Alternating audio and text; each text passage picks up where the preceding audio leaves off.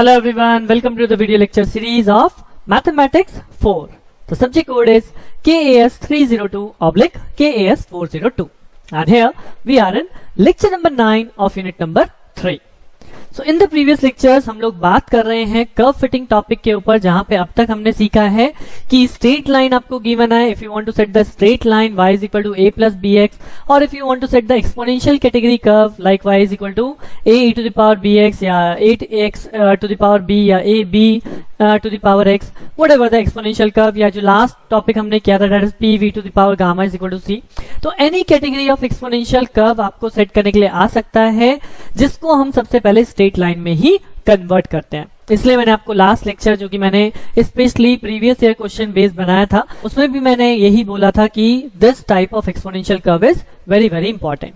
Now other category and the last category in curve fitting, that is called the second degree parabola, जो हम इस lecture में बात करने वाले हैं. तो चलिए अपना लेक्चर स्टार्ट करते हैं कि सेकेंड डिग्री पैराबोला अगर क्वेश्चन में लिखा है तो उस केस में आपको क्या रिलेशन एस्टैब्लिश करना है. So second degree parabola as a name defined, अगर ये सेंटेंस या ये वर्ड आपके क्वेश्चन में फिट करने के लिए आता है, you have to fit this curve, तो this is basically second degree parabola y is equal to a plus B x plus C x square. अगर आप देखेंगे यहां तक की टर्म आपकी स्ट्रेट लाइन है, बट इसी में अगर मैंने सी एक्स स्क्वायर को एड ऑन कर दिया then it becomes a second degree parabola.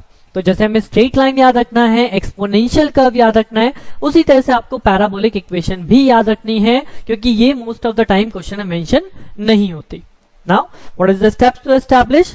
Method हमारा वही है, मेथड ऑफ लीस्ट स्क्वायर. तो मेथड ऑफ लीस्ट स्क्वायर में हम क्या करते हैं? We are setting the normal equations, right. So normal equations हम ऑलरेडी समझ चुके हैं कि किस तरह से फॉर्म करेंगे. यहाँ पे x की पावर क्या है? x की पावर 0, x की पावर 1, x की पावर 2, यानी कि मेरी फर्स्ट इक्वेशन क्या बनेगी? That is summation y is equal to n into a plus b summation x plus c summation x square. Directly summation होगा. नेक्स्ट टर्म के लिए मुझे x की मल्टीप्लाई करनी पड़ेगी. मल्टीप्लाई किसमें करूंगा? In the primary equation, right, या इन द गिवन इक्वेशन जो स्टैंडर्ड इक्वेशन है, राइट. इसमें आप x की मल्टीप्लाई करेंगे देन समेशन करेंगे, तो ये हो जाएगा summation x y is equal to a summation x plus b summation x square plus c summation x cube. And similarly last vector है एक्स स्क्वायर, तो एक्स स्क्वायर की मल्टीप्लाई करेंगे इक्वेशन में, तो this become summation x square y is equal to a summation x square plus b summation x cube plus c summation x to the power 4. That means these are the normal equations जिनको हमें establish करना है for the given data, and then उसके बाद हम constant a, b, c की value find out करेंगे, because there are three constant, three normal equations, right? So a, b, c की वैल्यू कैलकुलेट करने के बाद we put the value over this equation और हमारा क्वेश्चन हो जाएगा ओवर, हमारा रिलेशन एस्टैब्लिश हो जाएगा, right. So these are the normal equation जो मैंने भी आपको बताई. अब स्ट्रेट फॉरवर्ड इस पे क्वेश्चन देख लेते हैं, सो दैट आपको क्वेश्चन प्रैक्टिस जरूर करनी है, अदरवाइज समझना तो यहाँ बहुत आसान है. सो क्वेश्चन इज हियर कि fit a second degree parabola to the following data, right. अब जैसे कि मैंने भी आपको बोला कि क्वेश्चन के अंदर पैराबोलिक इक्वेशन मेंशन नहीं आती है, जस्ट इतना लिखा आता है fit a second degree parabola. So we have to remember what is the second degree parabola? y is equal to a plus B x plus C x square. This we have to remember, right. और उसके बाद अब जब आपको question मिल गया, आपको equation याद आ गई, then the first step is normal equations. तो नॉर्मल इक्वेशन फॉर्म कर लेंगे, जैसा कि अभी हमने बताया, summation y is equal to na plus b summation x plus c summation x square, then x की multiply and then similarly x square की मल्टीप्लाई, राइट. क्योंकि based on these normal equation, इन्हीं से मुझे पता चलता है कि मुझे अपना टेबुलेशन में कौन कौन से कॉलम कैलकुलेट करने हैं, कौन कौन से समेशंस कैलकुलेट करने हैं, राइट. सो अगर मैं अब इक्वेशन में देखूं तो मेरे पास x और y है, जिसको हम टेबुलेशन में फॉर्म कर लेते हैं.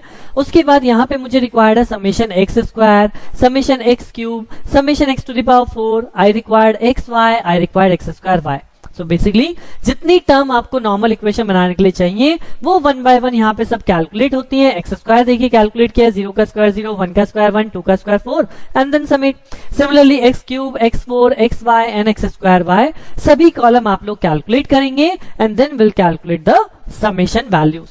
Once you get the summation values, उसके बाद हम यहाँ पे इक्वेशंस को फॉर्म कर सकते हैं कि what is our summation y, summation y is 24, summation y is 24, basically यहाँ पे नहीं लिखा है, 17 प्लस 6 प्लस 1 दैट इज 24, तो this is 24 is equal to 3 because n is equal to 3 number of observations, plus summation x b, यानी summation x कितना है, this is only 3, so this is 3b plus summation x square c, तो summation x square है 5, तो this is 5c।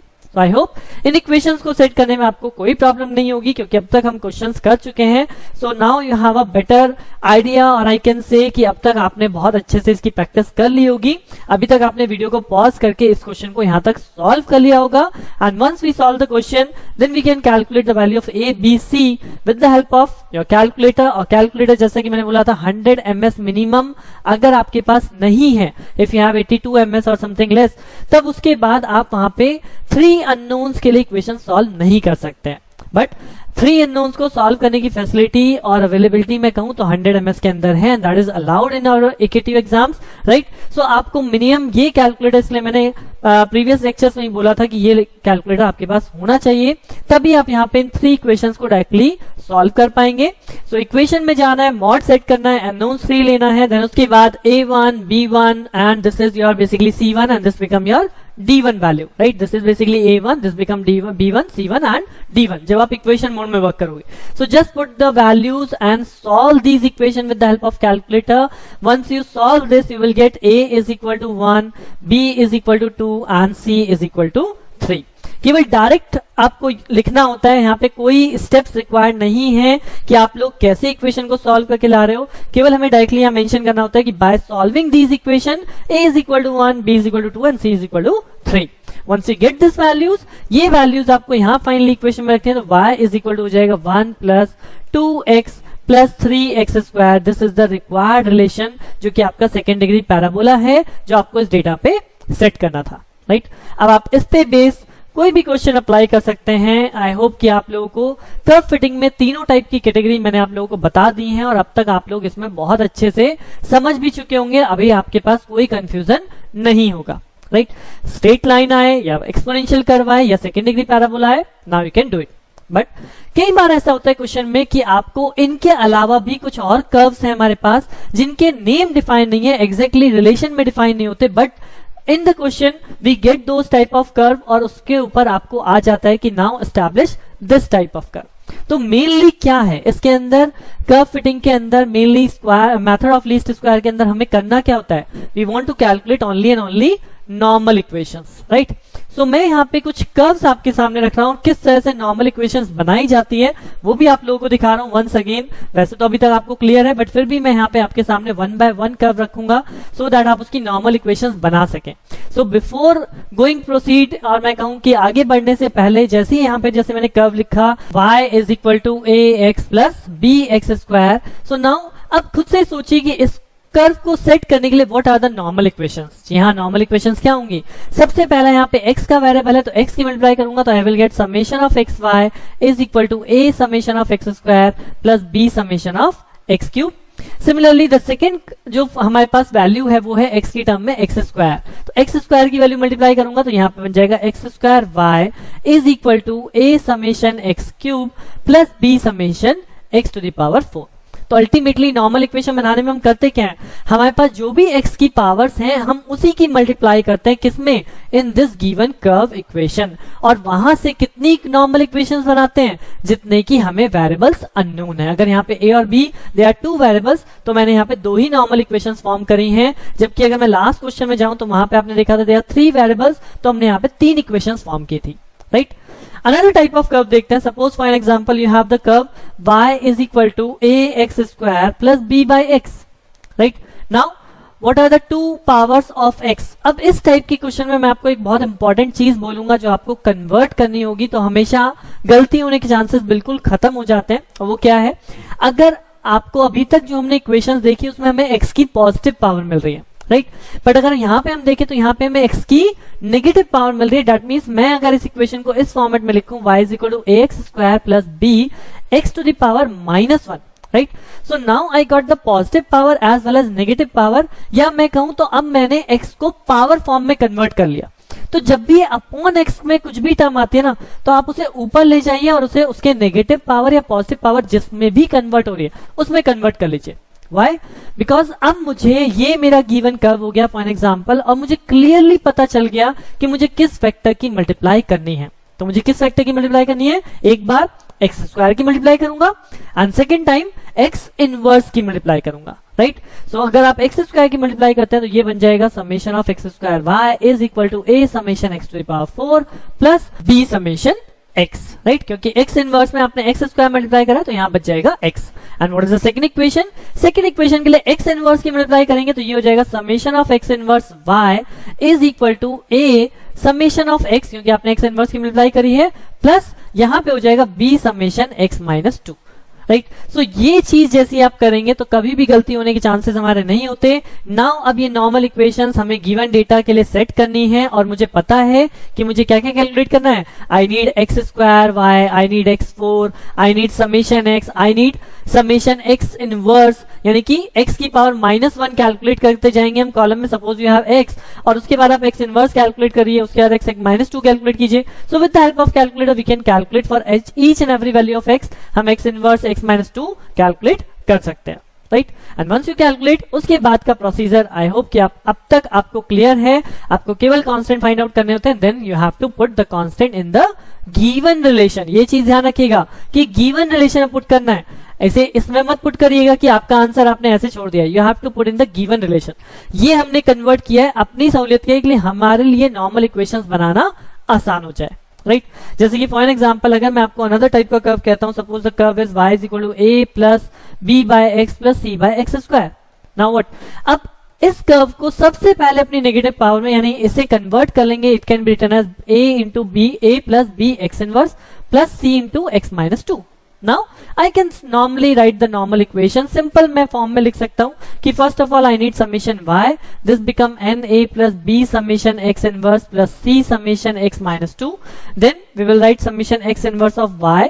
That is a summation of x inverse plus b summation of x minus 2 plus c summation of x minus 3. Then summation of x minus 2 y, because second next coefficient is x minus 2, तो x minus 2 y is equal to a summation x minus 2 plus b summation x minus 3 plus c summation x minus 4, right? So these are the way कि हम किस तरह से अपनी normal equations को लिखना है और कितनी लिखनी है, that depends on the number of constant variable, right. एक और एग्जांपल मैं आपके सामने रखता हूं, उसमें बहुत बार हम गलती कर जाते हैं, कंफ्यूजन हो जाता है। Suppose we have y is equal to ax plus b by x, right. We have y is equal to ax plus b by x. Now अब मुझे यहाँ पे इसको कन्वर्ट कर लिया मैंने, तो मुझे पता चल गया y इज इक्वल टू एक टर्म ax है और एक टर्म मेरी bx ऑफ इनवर्स है। अब अगर मैं इसे सॉल्व करूं तो मुझे क्या मिलेगा, summation of y is equal to a summation of x। क्या ये सही है? जी नहीं, ये गलत है। क्यों? क्योंकि मुझे किसकी मल्टीप्लाई करनी थी, मुझे मल्टीप्लाई करनी है x और x इनवर्स की। तो मेरी फर्स्ट इक्वेशन क्या होगी जी हाँ, फर्स्ट इक्वेशन होगी when you multiply by x and you will get summation of x y is equal to a summation x square plus b summation of. अब यहाँ पे देखेंगे तो क्या होगा, x इंटू x इनवर्स, ये क्या हो गया x की पावर 0। तो जहां x की पावर 0 होता है वहां पे आ जाता है n, राइट। तो summation of x y is equal to a summation x square plus bn। Similarly जब सेकेंड इक्वेशन आप फॉर्म करेंगे तो आप एक्स इनवर्स की मल्टीप्लाई करेंगे, so you will get x inverse y is equal to, now same चीज आपकी यहाँ पे बनेगी, this become na plus b summation x minus 2, right. So this is the way how we will write the normal equations for a given curve. I hope कि आपको ये सब चीजें समझ में आई होंगी। तो आप एक और कर्व मैं आपके सामने रखता हूं जिसकी आप इक्वेशन खुद से बना सकते हैं, that y is equal to c not by x plus c1 under root of x, right. अगर ये इक्वेशन गिवन है तो सबसे पहले इसे कन्वर्ट किया c not x inverse plus c1 x to the power 1/2, right.